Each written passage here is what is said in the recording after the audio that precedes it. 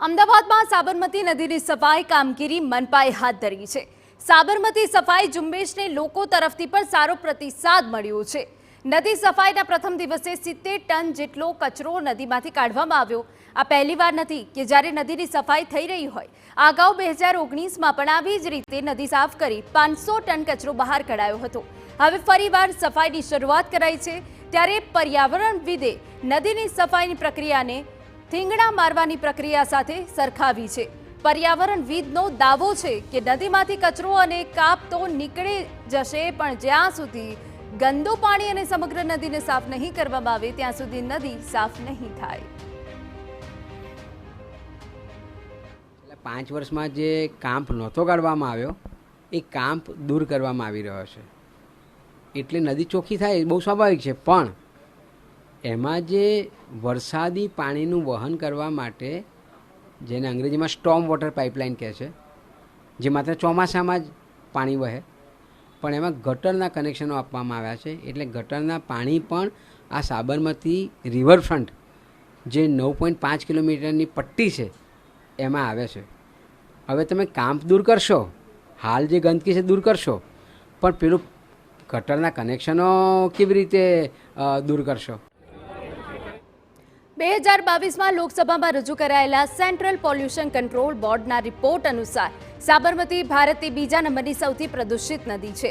National river conservation plan હેઠળ કેન્દ્ર સરકારે ગુજરાતની સાબરમતી અને મીંઢોળા નદીની સફાઈ માટે 2017-18ની સ્થિતિએ 808.53 કરોડ રૂપિયા મંજૂર કર્યા, જેમાંથી એક જ વર્ષે 333.26 કરોડનું ફંડ રિલીઝ કરાયું। આ સિવાય લોકસભાના આંકડાઓ મુજબ નેશનલ રિવર કન્ઝર્વેશન પ્લાન હેઠળ ગુજરાતી સાબરમતી અને મીંઢોળા નદીની માટે કેન્દ્ર સરકારે 2014-15માં 44 કરોડ, 2016-17માં 71.40 કરોડ, 2017 અને 18માં 62 કરોડની ફાળવણી કરી હતી।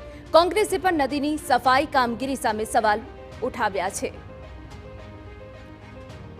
કરોડો રૂપિયાના ખર્ચે શુદ્ધિકરણના નાટક કરવાને બદલે વાસ્તવિક રીતે સ્ટ્રોમ વોટરની અંદરના અપાયેલા કોર્પોરેશન દ્વારા જે કનેક્શનો છે ગટરના, એ તાત્કાલિકપણે રોકવામાં આવે।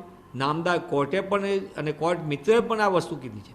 અનટ્રીટેડ કેમિકલ વોટરના જે કનેક્શનો છે, કચરો કેમિકલ હોય છે, એની ઉપર પણ રોક લાગવી જોઈએ, તો જ આ વસ્તુને આપણે નદીને શુદ્ધ કરી શકશું। ગુજરાત પ્રદૂષણ નિયંત્રણ બોર્ડ એ પૈસા કલેક્શન બોર્ડ બની ગયું છે, એની પણ જવાબદારી બને છે, અને કોર્પોરેશનના ભાજપાના શાસકોની પણ જવાબદારી બને છે કે આવી આંખમાં ધૂળ નાખવાની પ્રવૃત્તિ ઉપર રોક લગાવે।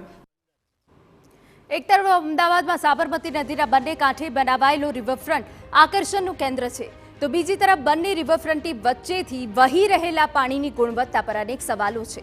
અમારી ટીમ સાબરમતી નદીના ખાલી પટમાં પહોંચી ત્યારે વરસાદી પાણીના નિકાલ માટેની ડ્રેનેજ લાઇનમાં ગટરના પાણી વહેતા જોવા મળ્યા, જે બાબતે અગાઉ હાઈકોર્ટે પણ સુઓ મોટો લઈ સરકારને ફટકાર આપી હતી, પરંતુ હજુ સમસ્યા ઠેરની ઠેર।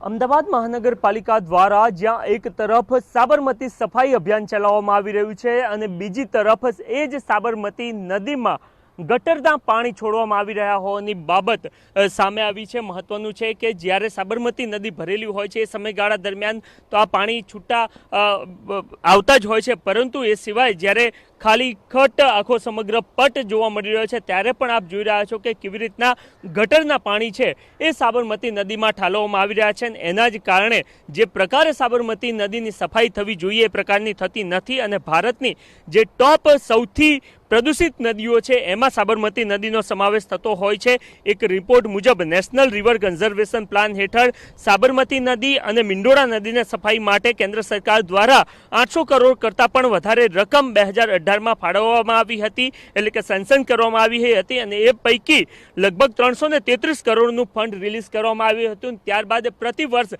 કેટલીક રકમ ફાળવવામાં આવી હતી, પરંતુ જે પ્રકારે સાબરમતી નદીની સફાઈ થવી જોઈએ એ પ્રકારે થતી જોવા નથી મળતી, અને એના જ કારણે કોંગ્રેસ દ્વારા એ વારંવાર આક્ષેપ કરવામાં આવી રહ્યા છે કે મહાનગરપાલિકા અને તંત્ર દ્વારા સાબરમતી નદીનો પર્ટિક્યુલર રિવરફ્રન્ટનો જે વિસ્તાર છે એ સફાઈ કરવામાં આવી રહ્યો છે, અને એક પ્રકારે નોટંકી કરવામાં આવી રહી છે, પરંતુ સાબરમતી નદી ખૂબ મોટી છે અને એ સમગ્ર નદીની સફાઈ થવી જોઈએ, પરંતુ આ પ્રકારની સ્થિતિ હોવાને કારણે સાબરમતી નદી સાફ નથી થઈ રહી અને સ્થિતિ યથાસ્થાને જોવા મળી રહી છે અને જે વરસાદી પાણીનો નિકાલ જ્યાંથી થવો જોઈએ એ જ જગ્યાએથી ગટરના પાણી સાબરમતી નદીમાં ભળતા જોવા મળી રહ્યા છે. કેમેરામેન દીપક સેન સાથે નરેન્દ્ર રાઠોડ, TV9.